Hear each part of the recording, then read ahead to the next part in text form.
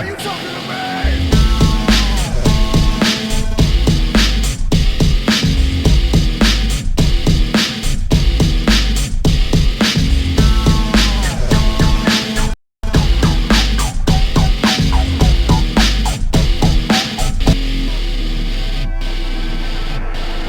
Are you talking to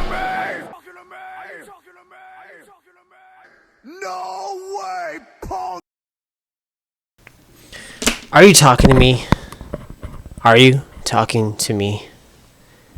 Hey everyone, Venomous here. How's it going? So I got called out today on my last video, everyone. I'm a shill. I'm a shill!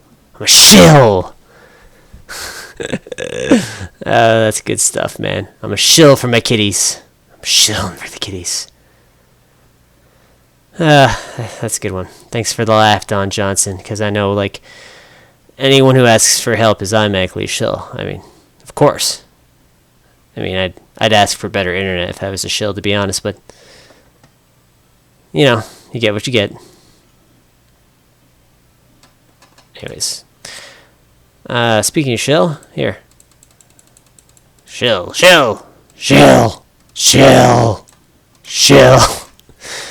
Alright, I'm gonna get to the stories because I got lots of articles to read. So, buckle up, Don Johnson. We'll start with the little light reading here. Always gotta make sure my mic is unmuted because I have a tendency of leaving it muted and thus ruining my broadcast.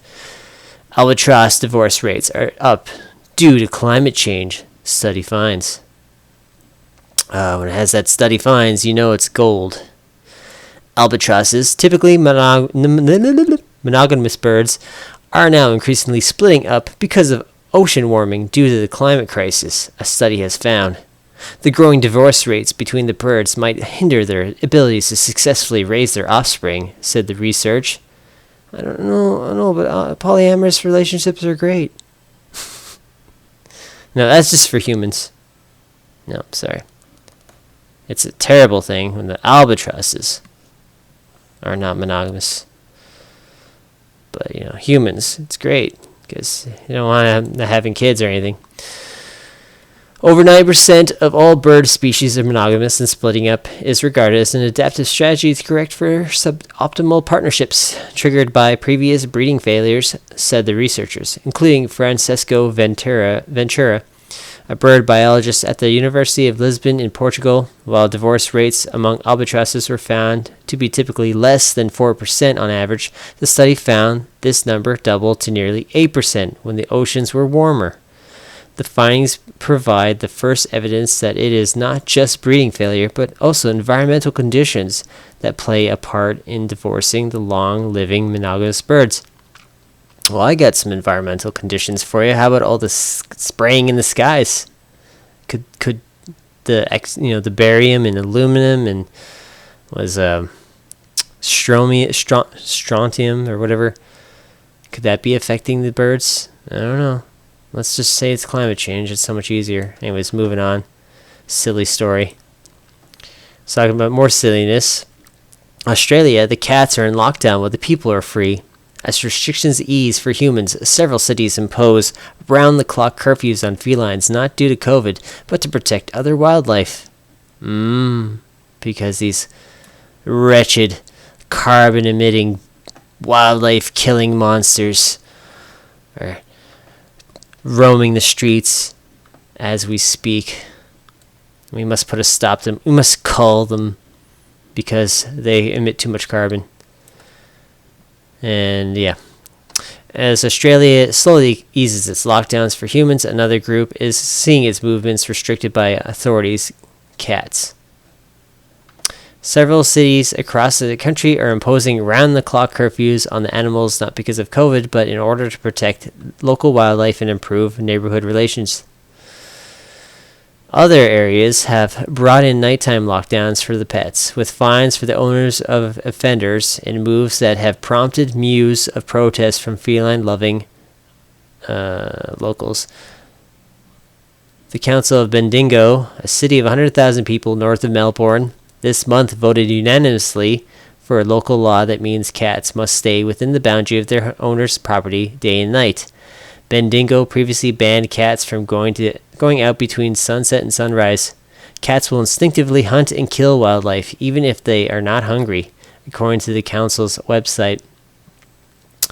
Curfews also mean fewer accidents with cars, catfights, picking up diseases, like the Kobe virus, as they were claiming in one story about the canines. I mean, what happened to that one, huh? There was a first cases for a transmission from dog to human, and yeah, that kind of went away for a bit, but I'm sure that will come back because they need that excuse to come in and take your pets away and then bring in their mechanical hounds for you.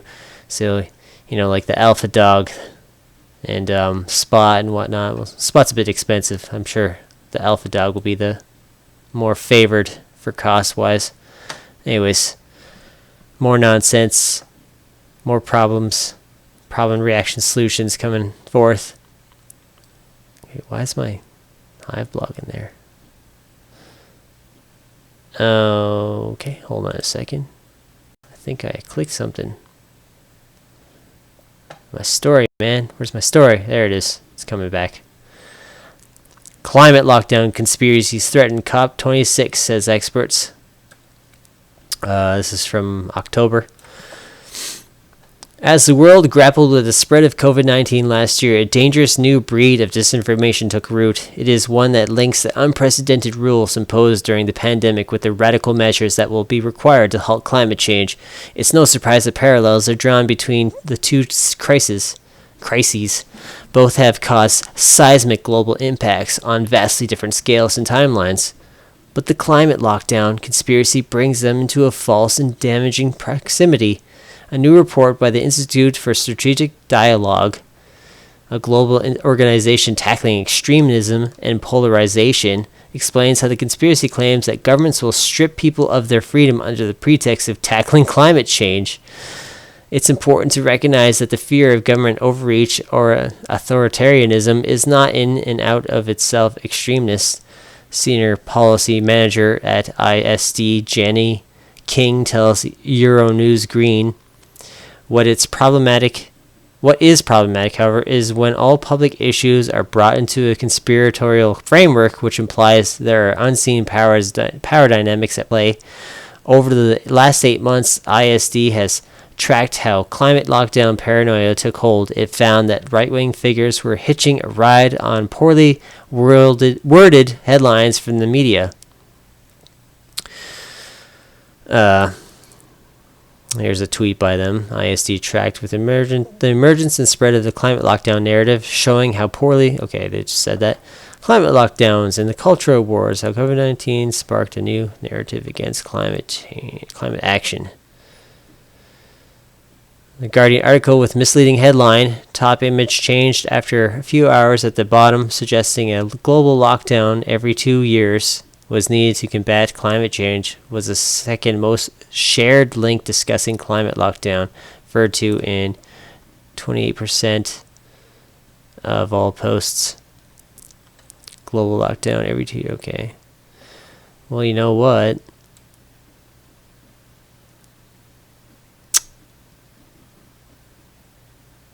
I mean, we were talking about this very early on in the COVID pandemic.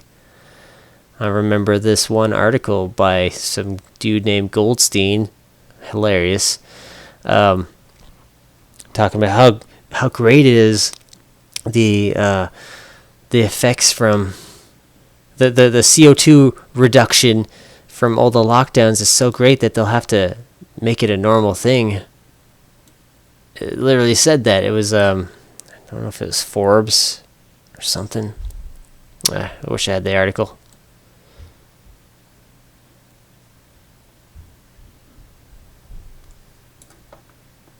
A headline from a March 2021 Guardian article implied that we needed a global lockdown every 2 years to cut emissions. This was seized by opportunistic climate skeptics. 28% of top Twitter posts mentioning climate lockdown between September 2020 and April 2021 made reference to this one article, which reworded its headline hours after publication. A similar percentage, 29%, cited the Great Reset, or WEF, World Economic Forum, summit of that title last year, which was twisted into a viral conspiracy theory about a tyrannical world government. As populations recover from the trauma of the pandemic, there is greater fear and grievance to capitalize on, and a broader constituency who could be turned against climate action, the report warns.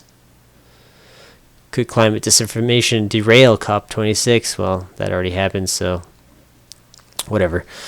So here you say it's a conspiracy, right? And then we have an article, the New York Post. I don't want this video to play. Go away. President Biden claims recent hurricanes prove we are in a climate crisis. Wait, where's the title of this? Get ready for the left's climate change emergency lockdowns. September 12th, 2021.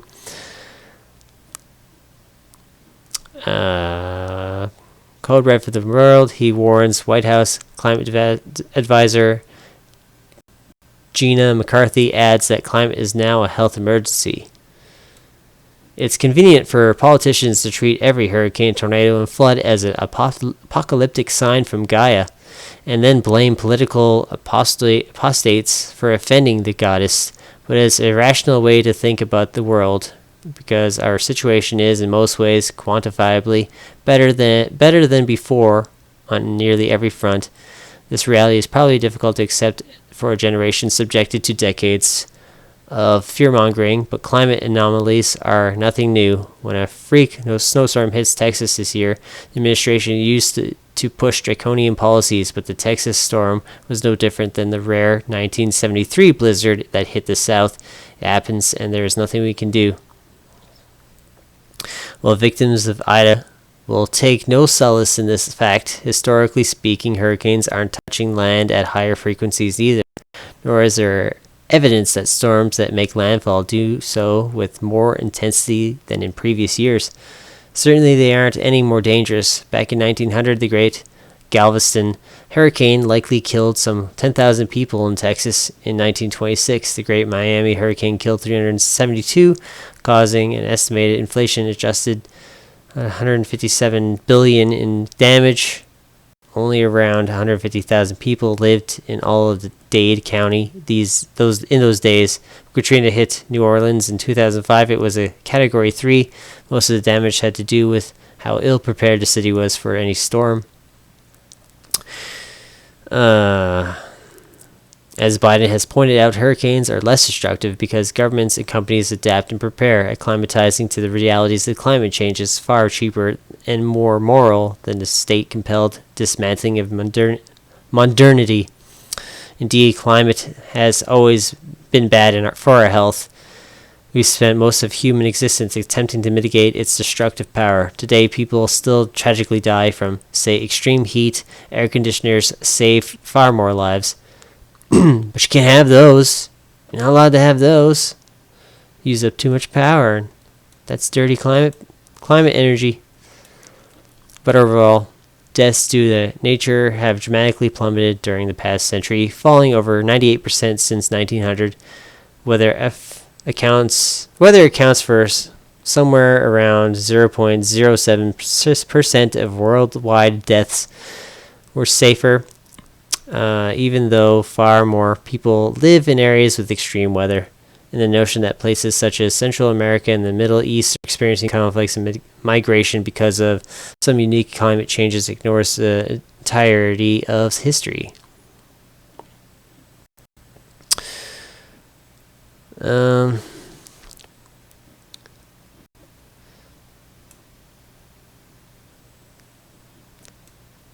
Let's skip through.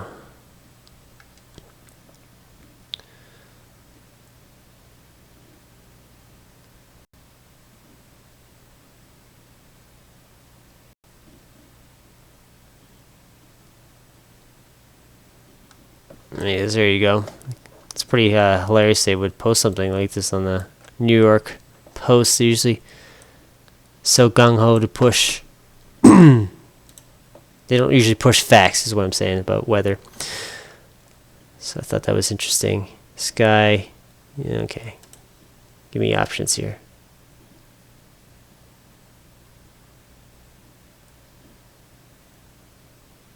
Reject it all. Reject it all. From COVID to climate change, how green conspiracies about celebrities and lockdowns are spreading.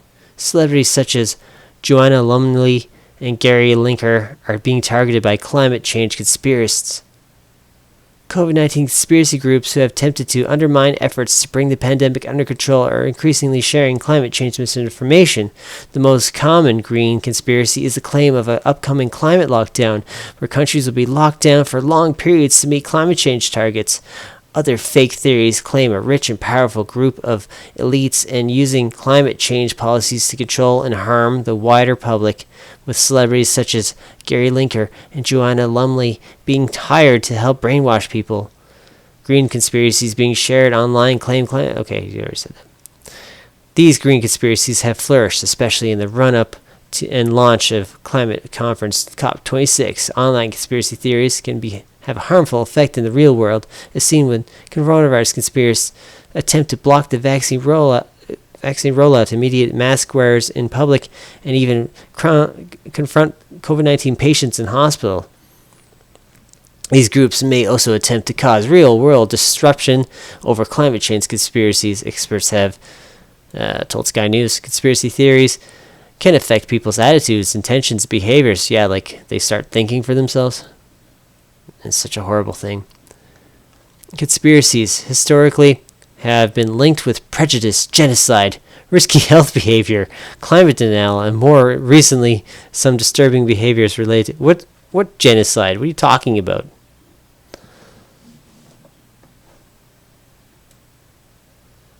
It may seem like hot air now, but there may be consequences down the line.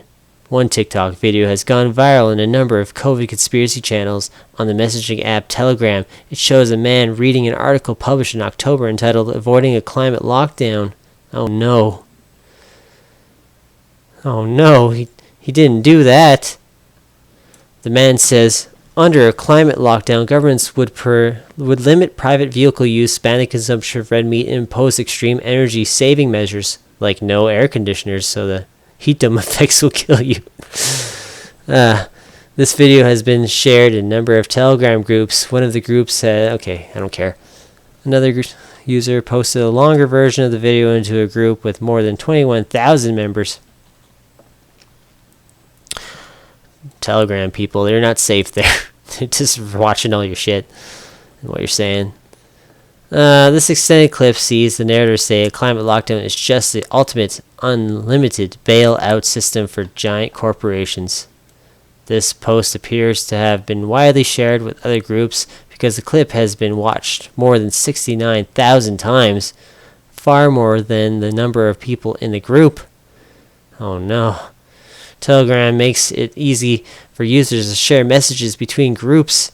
That evil Telegram. Why does it do that? Which are also known as channels.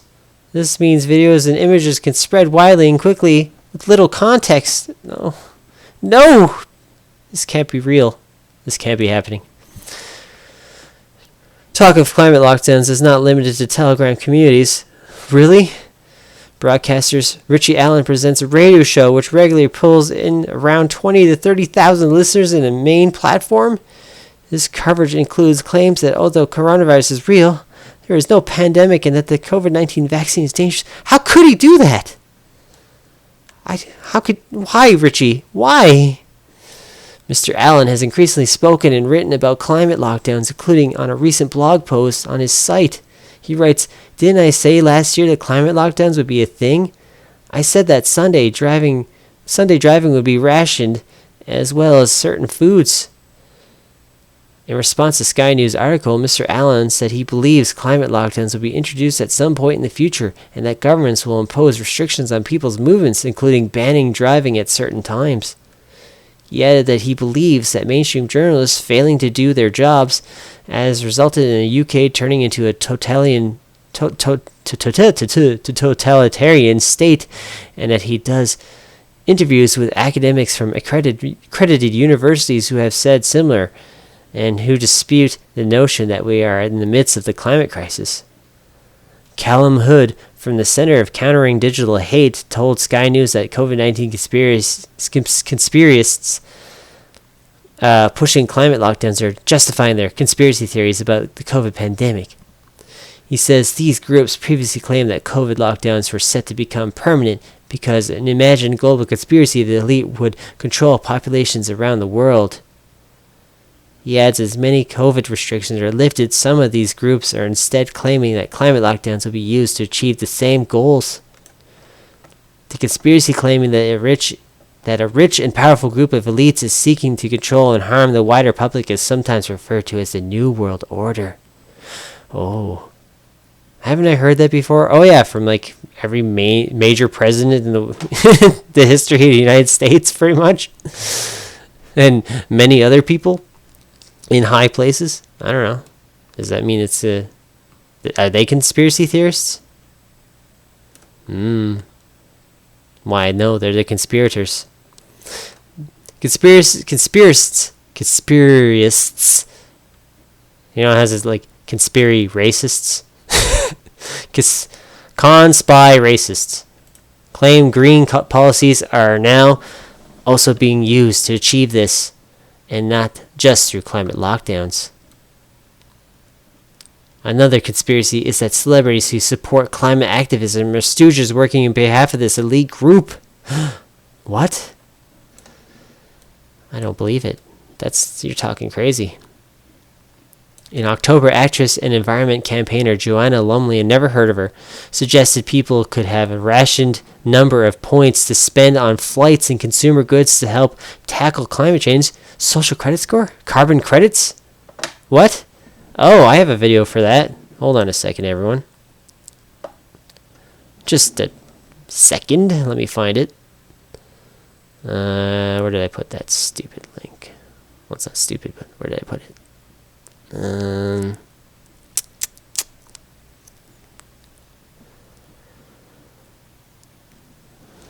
Oh, come on.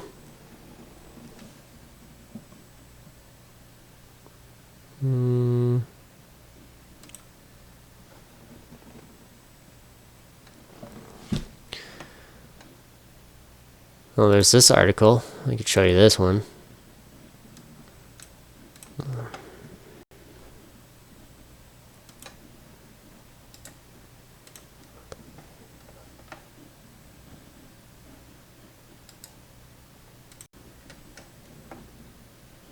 Where the heck's that other thing?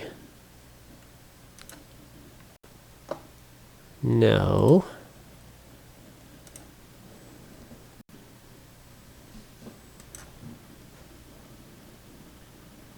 No.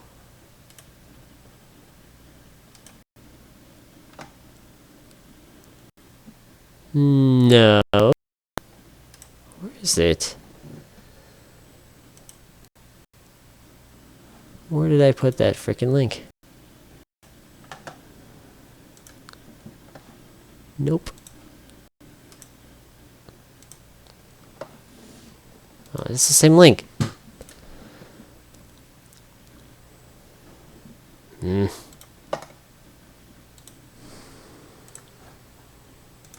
I found it. Not sure if I should even bother trying to play a video.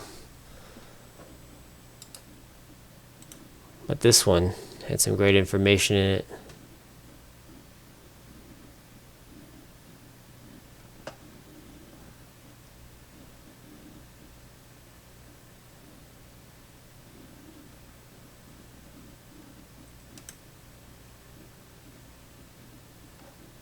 Personal carbon ration. Are you ready for it? Reasons to say no. This is a document created by the Friends of Science. You get some really great information on it. I should link it in the description when I'm done this. But yeah.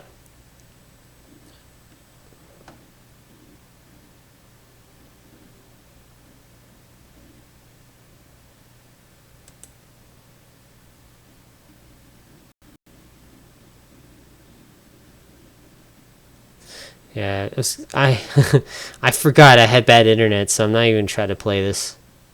But we can read this article real quick, just skim through it. This is from September. Is it time to reconsider personal carbon allowances? This is from the Tree Hugger. The experience of the pandemic may have changed the way we think about things like carbon passports. Carbon passports. Terence Kikorin, the curmudgeonly conservative columnist for the very conservative National Post in Canada, suggests that the response to the pandemic with its vaccines passports might lead to personal carbon passports. Get ready for Climate 21, fossil fuels virus lockdowns. He quotes Mark Carney from his new book, Marking the Connection Between the Pandemic and the Climate Crisis. If we come together to meet the biggest challenges in medical biology, so too can we come together to meet the challenges of climate physics and forces driving inequality. Corin also points to a recent paper, The Policy Creep from COVID to Climate, hit the pages of Nature Sustainability Journal last month in an article promoting personal carbon allowances.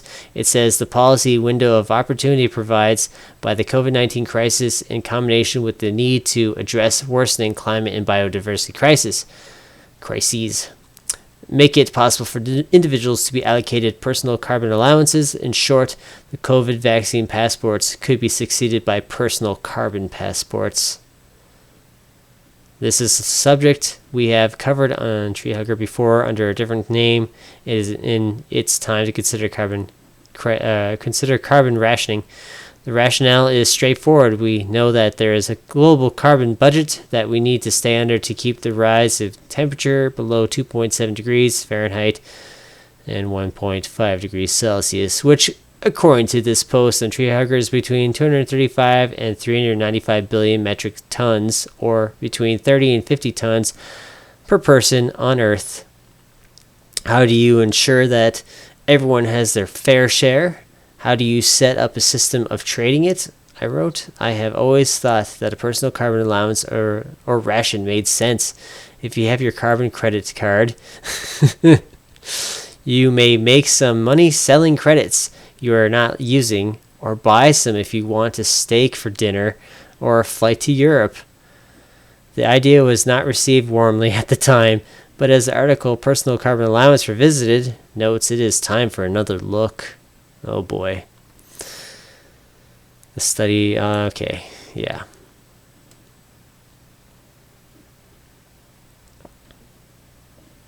We're getting there, people. Like, let's revisit some history, because we're in it, and this is one of my areas of interest, and that would be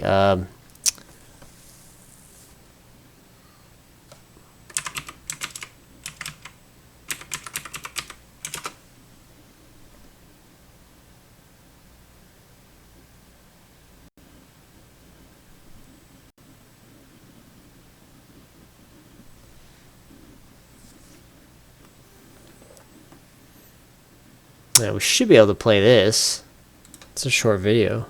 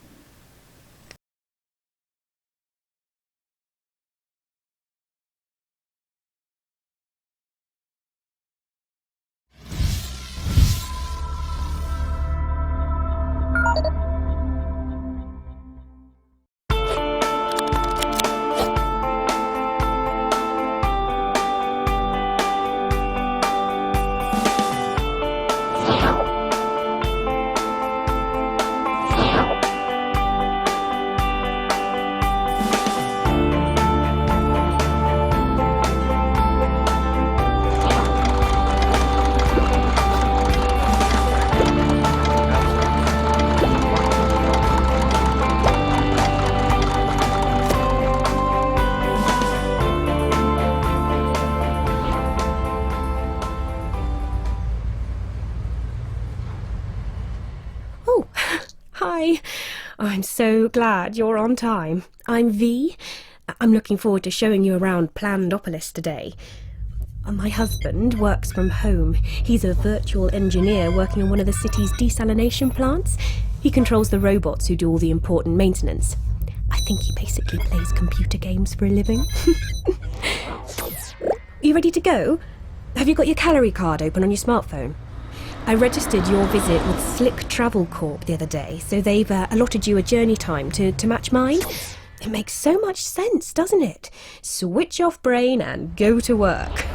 With this many people around, I'm glad there's a mega computer in charge.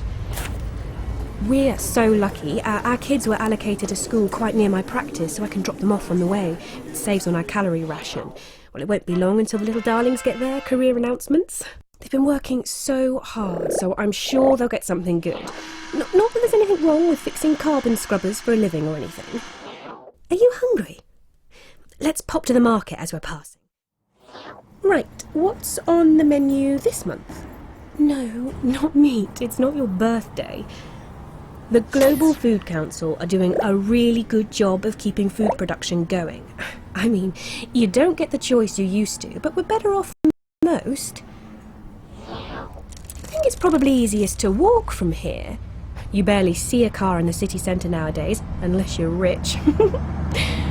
Oh, the state knows they just aren't practical anymore. We're all trying to meet our global carbon deal. Electric bikes are so much better for getting around our neighbourhood. And why waste valuable space on car parks when you can use them to grow food? I don't care what you say, Alex. They don't deserve to live. Well, the struggle is real. Anyways, I think I missed the part about the calorie card. I was Forward to distracted. showing you around Plandopolis today. My husband works from home. He's a virtual engineer working on one of the city's desalination plants. He controls the robots who do all the important maintenance. I think he basically plays computer games for a living. You ready to go? Your calorie card. It's not the carbon card, but it's one step close to it. They're just gonna name it. Maybe they'll call it calorie card. Who knows? It's reminding me of this. If it'll load.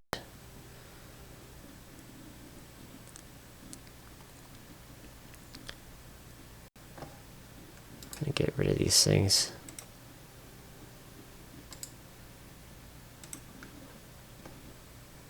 Exploring bioconvergence, biodigital convergence. I want to get to the good morning biodigital. It's a little story, a little made-up scenario. I wake up to the sunlight and salty coastal air of the Adriatic Sea. I don't live anywhere near the Mediterranean, but my AI, which is also my health advisor, has prescribed a specific air quality, scent, and solar intensity to manage my energy levels in the morning, and has programmed my bedroom to mimic this climate. The fresh bed sheets grown by my building from regenerating fungi are better than I imagined. I feel rested and ready for the day. I need to check a few things before I get up. I send a brain message to open the app that controls my insulin levels and makes sure my pancreas is optimally supported. I can't imagine having to inject myself with needles like my mother did when she was a child. Now it's a microbe transplant that auto-adjusts and reports on my levels. Now, for one thing, why do you have insulin problems? Like, what's wrong with your health? Is it the 3D printed Soylent Green goo that you're eating, giving you diabetes, and they have to give you insulin shots? Everything looks alright, so I checked my brain's digital interface to read the dream data that was recorded and processed in real time last night. My therapy app analyzes the emotional responses I express while I sleep. It suggests I take time in nature this week. In nature. Is that real nature or the augmented reality nature, virtual reality nature? I think the latter. This week to reflect on my recurring trapped in a box dream and enhanced healthful conscious trapped in a box. Trapped in your sewer tube box there. Helpful subconscious. Get to the part I need to read. The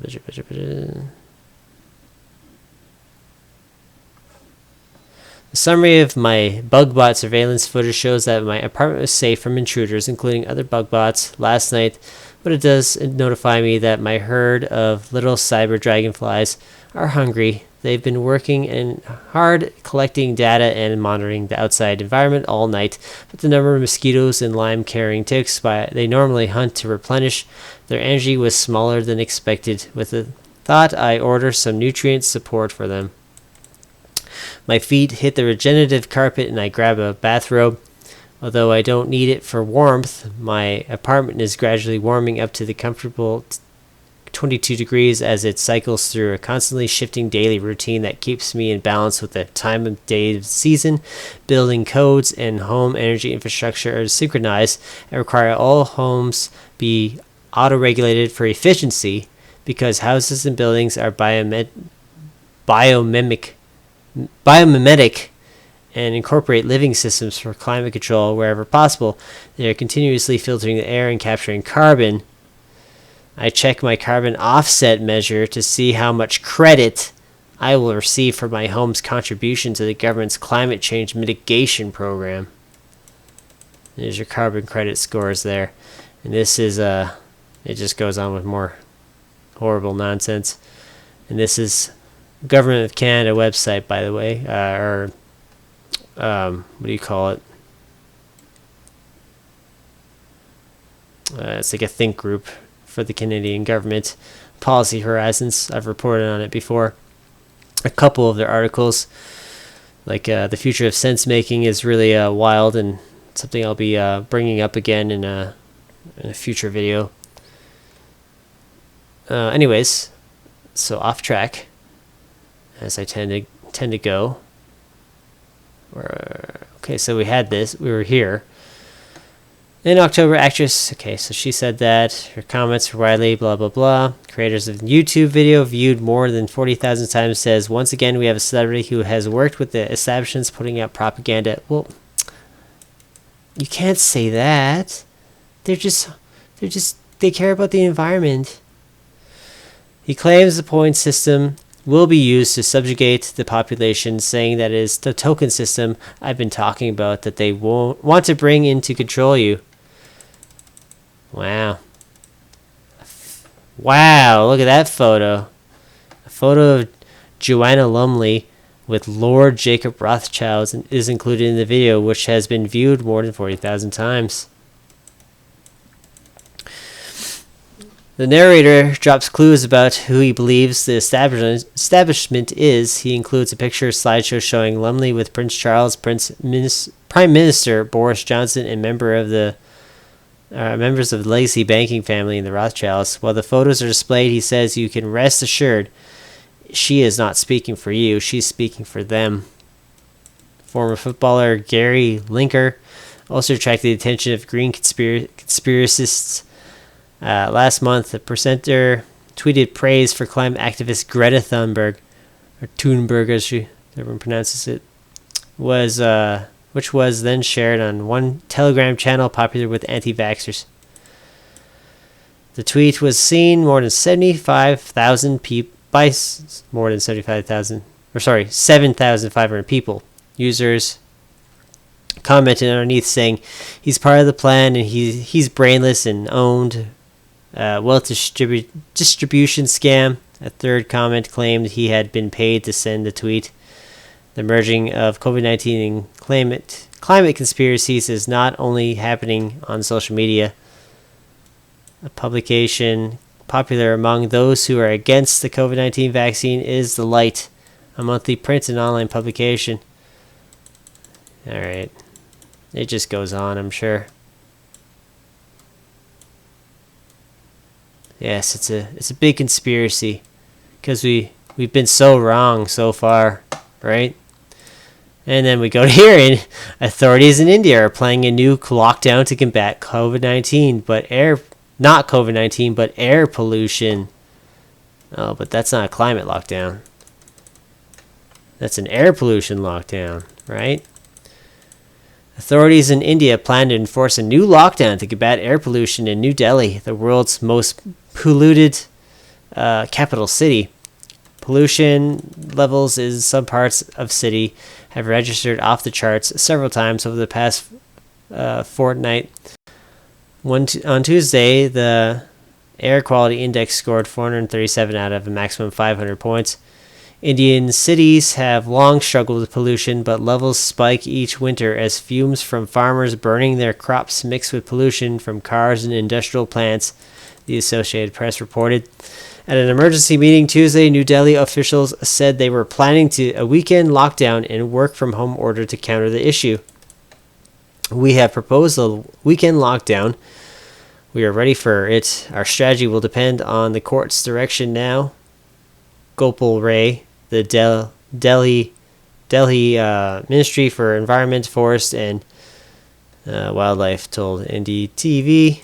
The declaration follows that taken by the New Delhi government on Saturday, which said schools would shut for a week from Monday and that the construction workers must stay at home for 3 days from Sunday, the Times of India reported. On Monday, India's Supreme Court said it advised authorities to outlaw all non-essential road travel and make people work from home. Reuters reported the Supreme Court is set to vote on which measures to impose. A fresh lockdown in New Delhi would come hot on the heels of the region's COVID-19 lockdown that only ended in May. At the COP26 climate summit in the UK last week, Indian Prime Minister Narendra Modi was initially praised after pledging that India would cut emissions to net zero by 2070. However, the country changed its plans at the last minute to phase down coal use, angering climate activists and multiple politicians. So there you go. It's already happening in India, so I guess that doesn't count if it's happening in a different country. It's just a matter of time. There's this website, ClimateLockdown.com.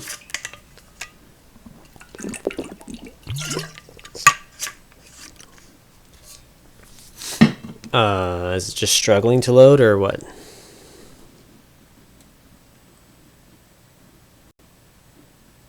There we go. There's the graphics. Climate lockdown. Hashtag protest in place. If you think the COVID-19 pandemic is bad, wait until you see how climate change will hit us in the near future if we do nothing. With more than half of the planet on lockdown, climate change protests across the globe have been cancelled in the absence of collective action, convincing policymakers of the continued need to work towards a sustainable future. Measures aimed at keeping carbon out of the atmosphere are being swiftly rolled back. Addressing the inability to gather, the climate lockdown is a protest in place. It reframes the sheltering in place many of us are doing as a form of protest, of resistance to short-sighted environmental planning, while we as a planetary community gain resistance to the new coronavirus, transform pandemic anxiety into an engine for change. The climate lockdown is a recognition that the current coronavirus crisis, like climate change, is a result of our destruction of the non-human world. We are part of nature. The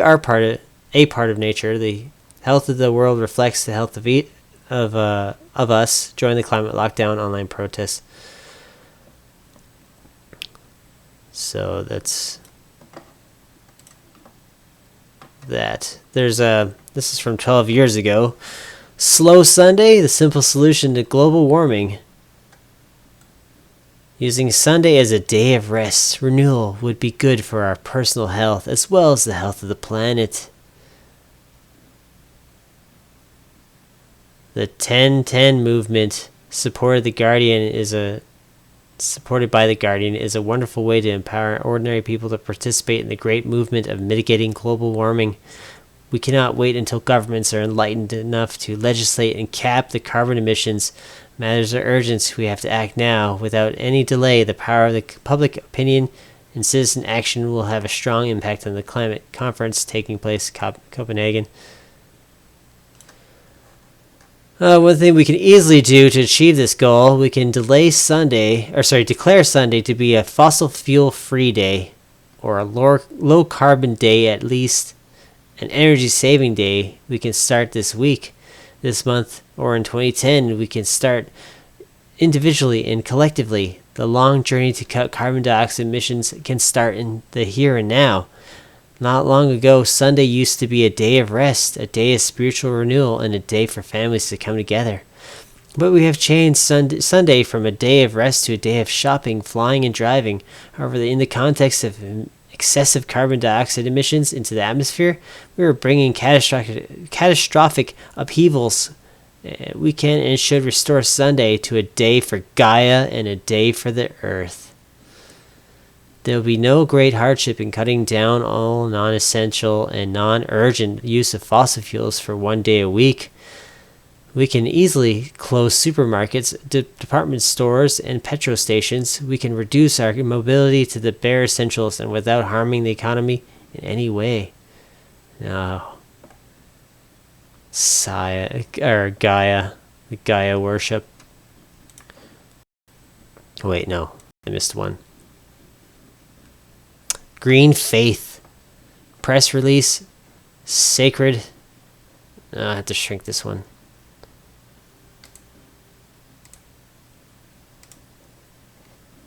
Sacred people, sacred earth.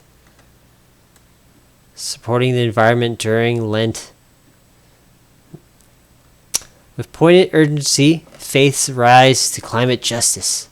For climate justice. Grassroots religious activists, high-level faith leaders issued 10 demands. Condemn inadequate progress by governments and financial institutions. Today, at more than 400 grassroots religious actions in 43 countries, thousands of people of faith called on political and financial leaders to meet a series of ambitious climate demands at COP26. With support from 200 high-level faith leaders, this largest ever grassroots multi-faith climate day of action, co-sponsored by over 120 religious groups representing more than 100 million members, sent a clear message: world leaders are not doing nearly enough to address the climate crisis. Man.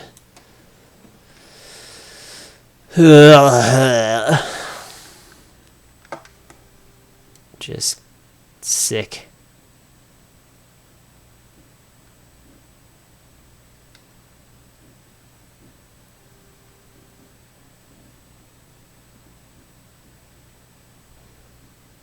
Yeah, so Green Faith. And then we have Green Sabbath Project. This was actually reported by the Ice Age Farmer last year. But yeah, let's talk about it again. Is there nothing you can do about the environment? Nothing may be one of the best things you can do. One day every week, do nothing.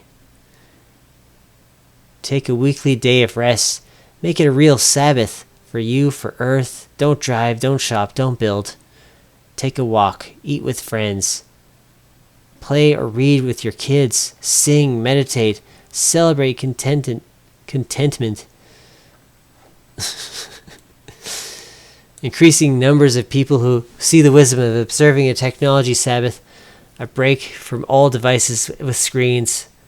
Well, that's not totally a bad idea, taking a break from your screens. Bogota, Colombia has introduced car-free Sundays that the population savors, while England's playing out has helped parents in hundreds of places temporarily closed off local neighborhood streets to car traffic so that kids can play. When Israeli cities shut down for the Jewish holiday of Yom Kippur, the Day of Atonement, nitrous oxide pollution in the air decreases for the day by 70 to 99%. Yeah, right. Many cultures have instituted ritualized days of rest among some fanti fishing communities on Ganya coastline. There are sacred days, usually Tuesday, set aside as a day of rest for fishermen. No fishing is allowed on those days. This gives the sea the time to replenish its fish stock. Similarly, among the people of Dorma, traditional areas in the Brong Ahafo region of Ghana is prohibited to work the land or go into the bush forest for any occupational activity on Tuesday, as a respite from the tremendous pressures of his political activism. Mohandas Gandhi took each Monday as a day of total silence. His inspiration was the practice of many Hindus to fast on a particular day of the week. Each day is dedicated to a different god. A typical Vrata day of fasting or religious rituals involves a fast for a fixed period of time, usually from sunrise to sunset, where either food is eaten or only one meal is eaten, or only a certain food such as milk is consumed. Silence is usually maintained. Other practices include sleeping on the ground or for only a short time, or yoga with meditation, reading Hindu scriptures, and charitable giving, since the blah blah blah, man. Try it. 1 day a week. Minimize the needs for more goods. Minimize the use of natural resources. Minimize the emissions of carbon dioxide and other pollutants. The Sabbath is said to be a foretaste of the world to come. Babylonian Talmud. Brekkerhat 57b. Literally, if you care about our future, about your well-being, observe a real Sabbath day of rest. It helps cultivate community, self-discipline, inner calm, and contentment. One powerful weapon in the fight against environmental deterioration and climate disaster may just be an age-old spiritual technology. It could be merely a question of doing nothing.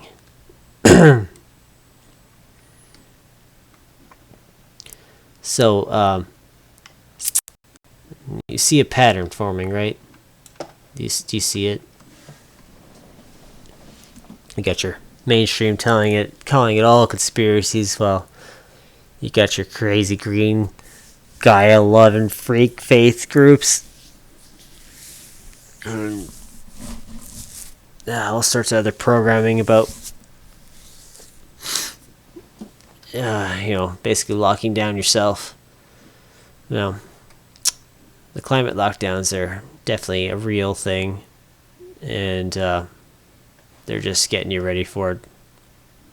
It's basically what it is. It is what it is, man. So it's just something I needed to talk about because I never really addressed the climate lockdowns. I've mentioned it many times.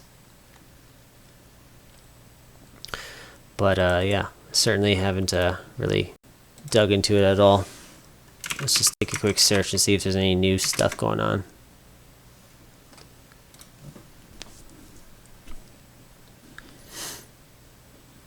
Any news?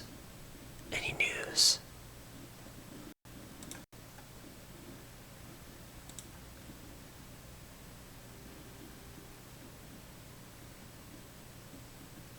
No.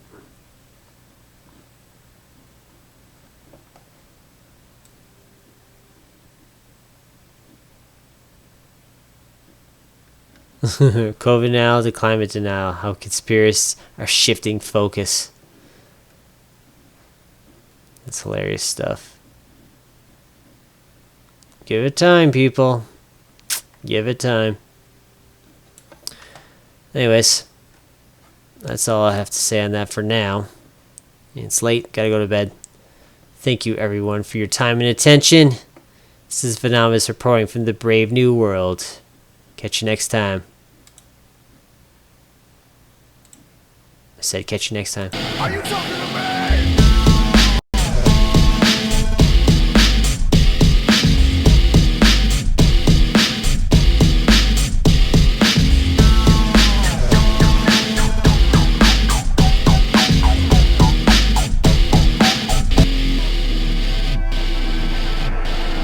Are you talking to me?